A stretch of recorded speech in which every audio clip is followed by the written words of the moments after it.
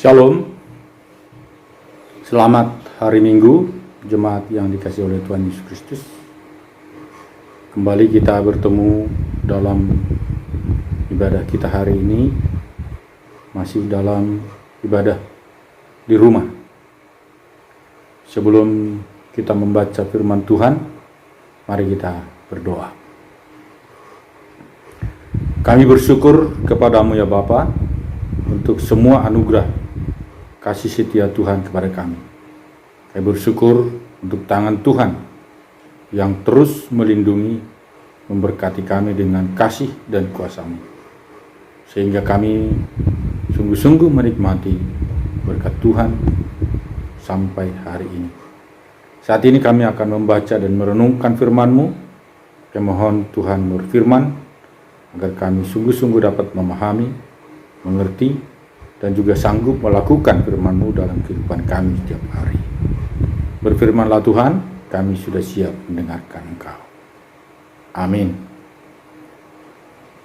Jemaat terkasih, pembacaan firman Tuhan buat kita pada minggu ini terambil dari Matius pasal 13 ayat 31 sampai 33, dilanjutkan dengan Matius 13 ayat 44 sampai dengan 52. Demikian bunyi firman Tuhan.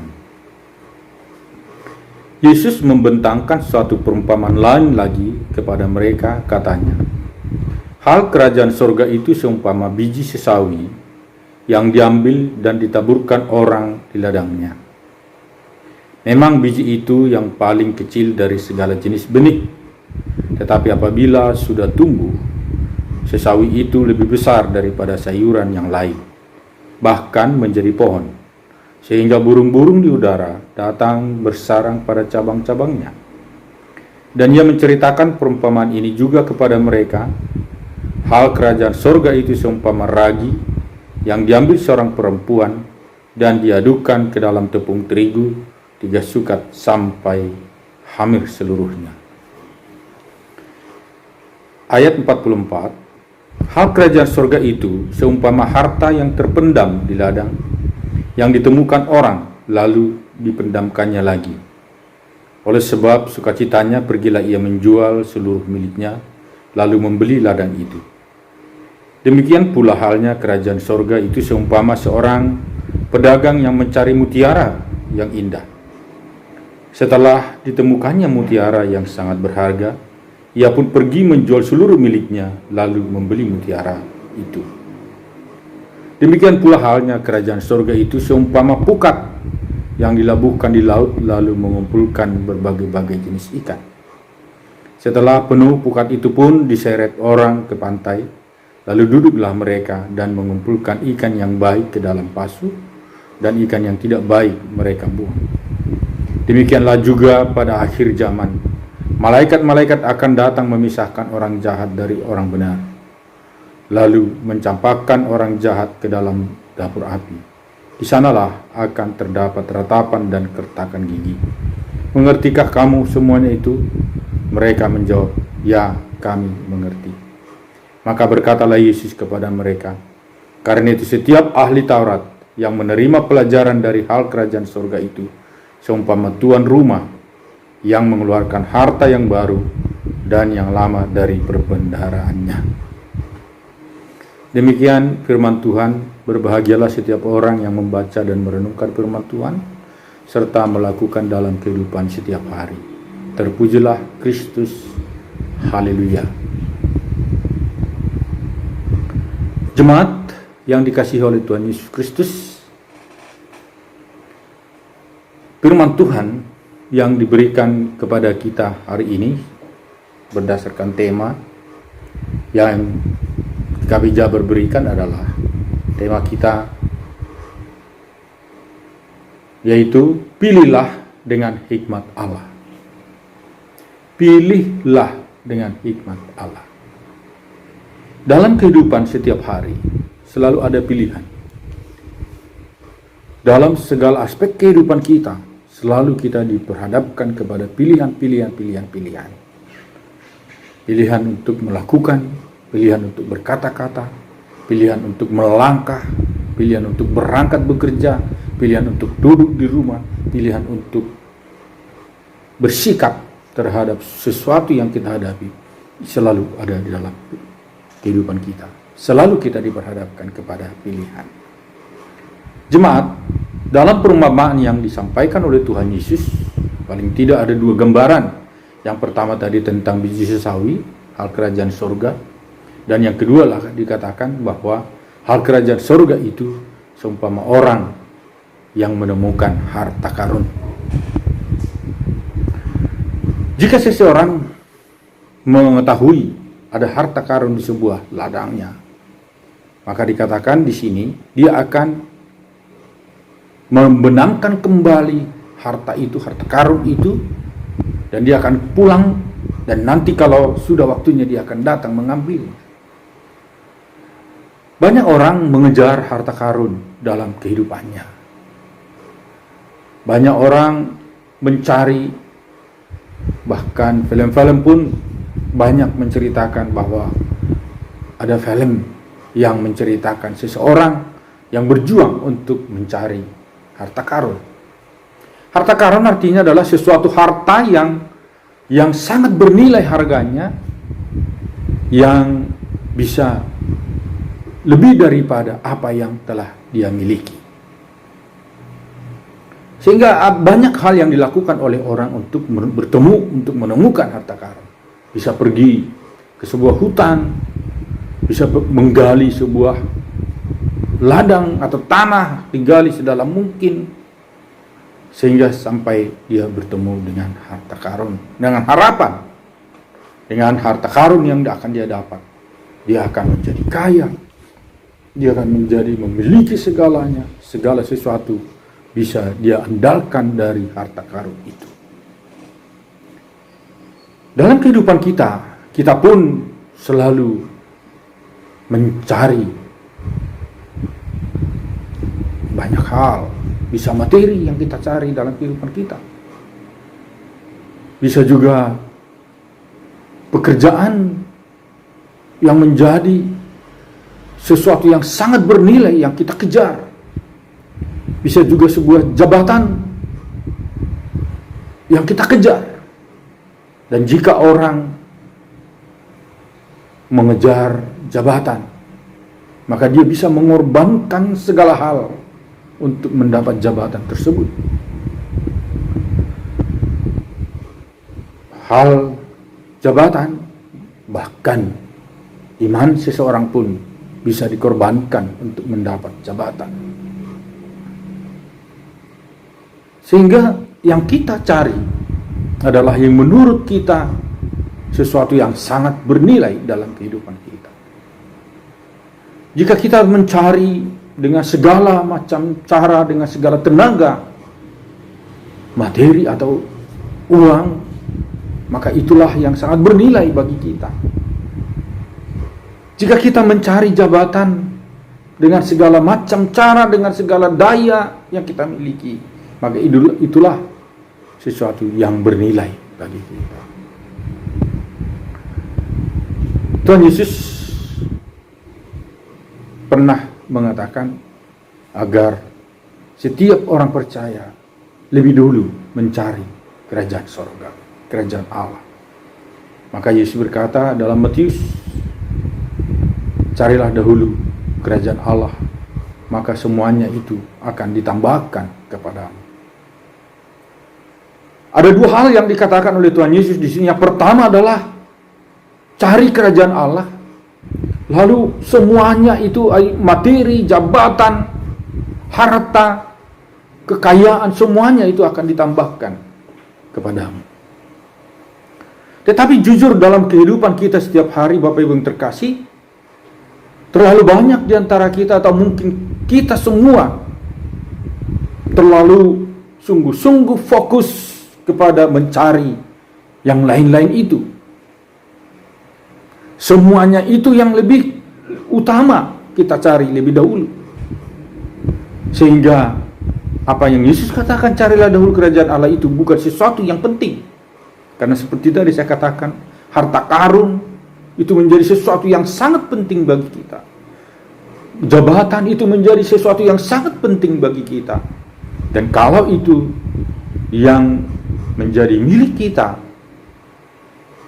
menjadi gambaran kita, berarti kita lebih mengutamakan materi, lebih mengutamakan jabatan, lebih mengutamakan kekayaan daripada kerajaan Allah tadi.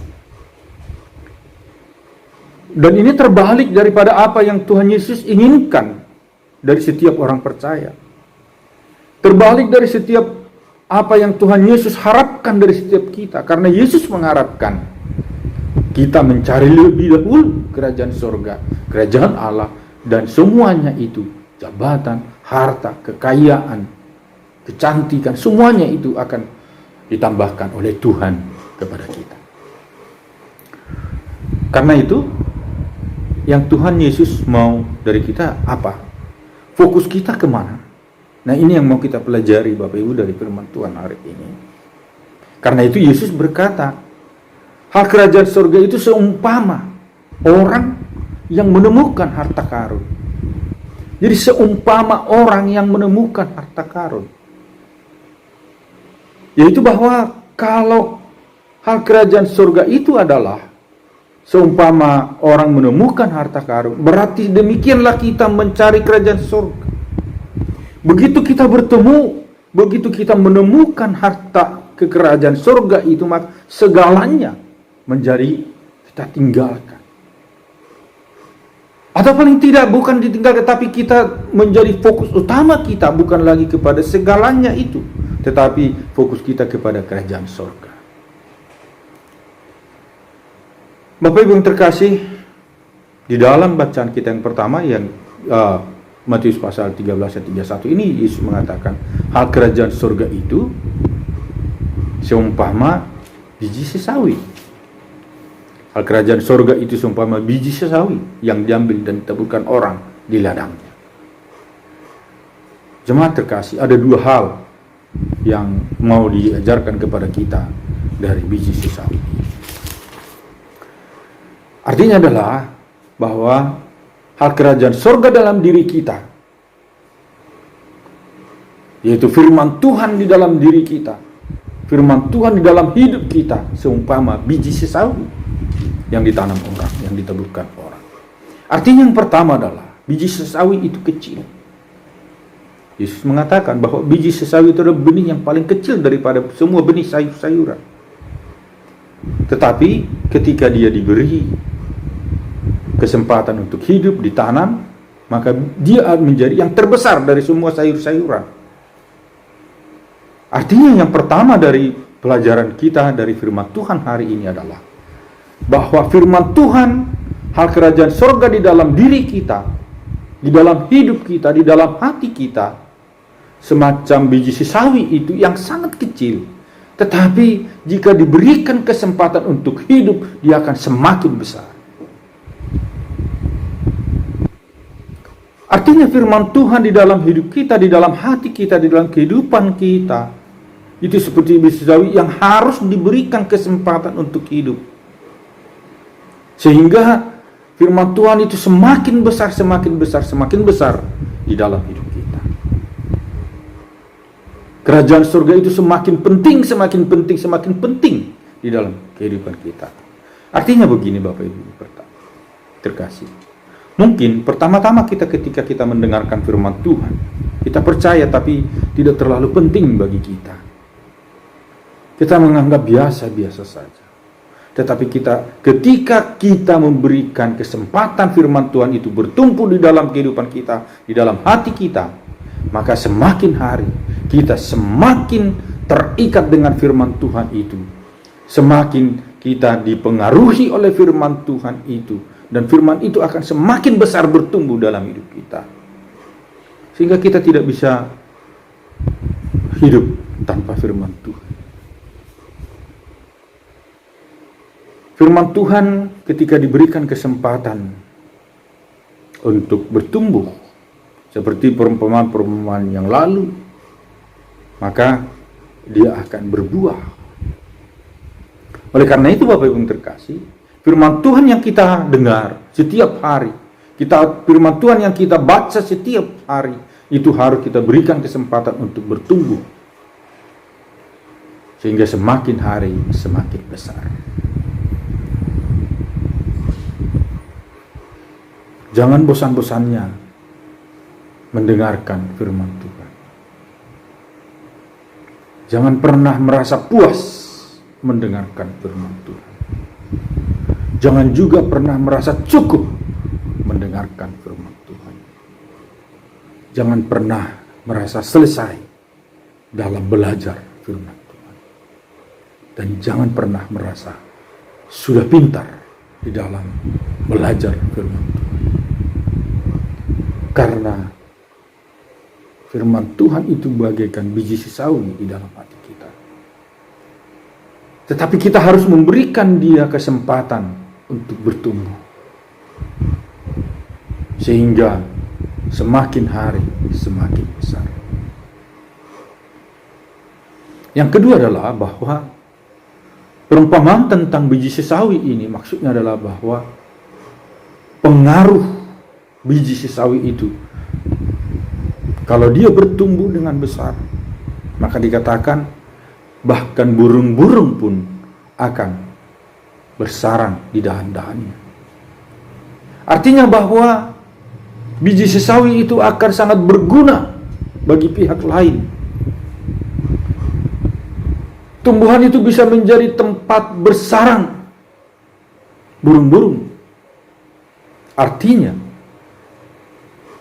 firman Tuhan atau kerajaan surga, kerajaan Allah di dalam kehidupan kita semakin hari semakin berguna. Ini berbicara tentang pengaruh atau efek atau akibat dari firman Tuhan itu di dalam kehidupan kita. Semakin hari semakin berakibat buat kita. Semakin hari semakin mempengaruhi hidup kita. Semakin hari firman Tuhan itu, kerajaan surga itu, semakin hari semakin mempengaruhi segala aspek kehidupan kita. Sehingga Bapak Ibu terkasih, tidak heran kalau orang yang hidup di dalam firman Tuhan, maka pengaruh firman Tuhan itu sungguh-sungguh bisa membuat dia bersikap dengan benar. Ketika ada orang berbuat salah kepadanya, orang yang hidup dalam kerajaan Allah, orang yang hidup dalam firman Tuhan akan bersikap seperti Stefanus, akan bersikap seperti Tuhan Yesus yang berkata, "Ya Bapa, ampunilah mereka." Dapat mengampuni orang. Tetapi orang yang tidak hidup di dalam firman Tuhan tidak akan bisa mengampuni seseorang. Dia akan terus hidup di dalam dendam kesumat yang sangat mempengaruhi dia. Bukan lagi firman Tuhan yang mempengaruhi hatinya, tetapi emosinya, dendamnya yang mempengaruhi dia untuk bersikap. Karena itu kalau orang yang menaruh firman Tuhan yang bagaikan biji sesawi di dalam hidupnya, maka firman Tuhan itu akan semakin hari semakin mempengaruhi dia. Sehingga dia dengan mudah mengampuni orang, akan mudah memaafkan orang, akan mudah memaklumi orang, tidak pendendam. Tuhan Yesus tidak mengajarkan dendam, tetapi Tuhan Yesus berkata, "Ampunilah mereka." Berapa kali Tuhan kami harus mengampuni orang lain? Tuhan Yesus berkata, bukan 3 kali, tetapi 70 kali 7 kali. Artinya bahwa pengampunan di dalam diri seseorang yang sungguh-sungguh hidup di dalam kerajaan Allah, pengampunan di dalam hati, di dalam diri seseorang yang firman Tuhan semakin hari semakin bertumbuh, semakin besar dalam dirinya, pengampunan akan semakin nyata di dalam dirinya. Mungkin sebelum dia mengenal firman Tuhan, dia pendendam. Tapi semakin dia mendalami firman Tuhan, akhirnya dendam semakin tidak ada. Kasih semakin menonjol di dalam dirinya, sehingga dia gampang mengampuni orang. gampang memaafkan kesalahan orang lain. Dan pengampunan yang dia berikan tidak ada batas. Karena Tuhan Yesus berkata 70 kali 7 kali. Dan semua aspek kehidupan kita seperti apa yang digambarkan dalam Galatia 5, yaitu buah-buah roh, itulah yang akan menjadi muncul di dalam kehidupan orang yang hidup di dalam firman. Yaitu orang yang memiliki damai sejahtera. Firman Tuhan yang ada di dalam dirinya membuat dia memiliki damai sejahtera. Saudara, tema kita hari ini berkata, memilih dengan bijaksana. Memilih dengan hikmat Allah. Apa yang kita pilih? Ada 2 tawaran, yaitu hal kerajaan surga atau seperti orang yang mencari harta karun. Ada 2 pilihan yang ditawarkan kepada kita. Di dalam kitab Roma pasal 8 ayat 31 sampai dengan 39 yang merupakan bacaan kita, sebenarnya 26 sampai 39, dikatakan bahwa ada satu keyakinan iman dari penulis, yaitu Paulus, kepada jemaat di Roma, bahwa dia sungguh-sungguh sangat yakin di dalam Kristus. Sebab itu, apakah yang akan kita katakan tentang semuanya itu? Jika Allah di pihak kita, siapakah yang akan melawan kita? Jika kita memilih Allah, jika kita memilih hidup di dalam kerajaan surga, hidup di dalam kerajaan Allah, seperti yang Tuhan Yesus katakan, maka seperti apa yang dikatakan oleh Paulus kepada jemaat di Roma, sungguh-sungguh dikatakan kita memilih kita di pihak Allah, atau kita memilih kita di pihak yang lain. Jemaat terkasih, kalau kita memilih di pihak Allah, maka dikatakan jika Allah di pihak kita, siapakah yang akan melawan kita? Tidak ada lagi. Sehingga damai sejahtera yang dari Allah itu menjadi milik kita, sukacita menjadi milik kita, kasih menjadi corak kehidupan kita.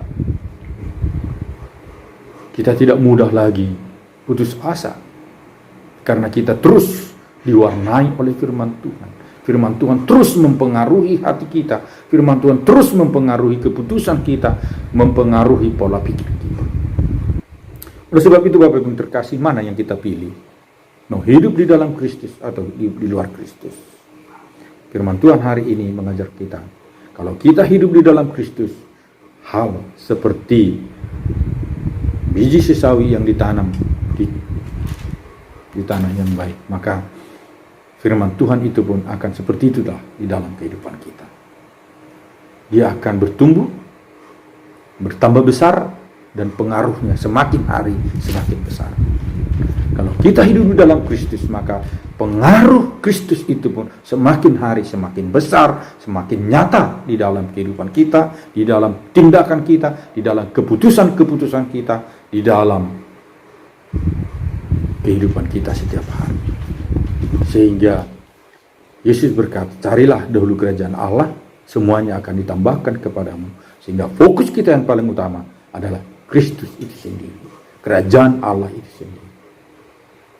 Semuanya itu akan ditambahkan kepada kita. Mari kita hidup beriman, jemaat yang terkasih. Dan Yesus pernah berkata, jika engkau beriman, ujilah aku. Mari kita taruh semua harapan kita. Mari kita taruh semua perjuangan-perjuangan kita, semuanya di dalam Kristus. Dan mari kita hidupi firman Tuhan, sehingga kita pun diwarnai oleh kuasa firman Tuhan itu. Hidup kita pun diwarnai oleh kuasa kerajaan Allah yang ada dalam kita. Terpujilah Tuhan Yesus Kristus. Kiranya firman Tuhan ini sungguh-sungguh memberkati Bapak Ibu sekalian. Amin. Mari kita berdoa.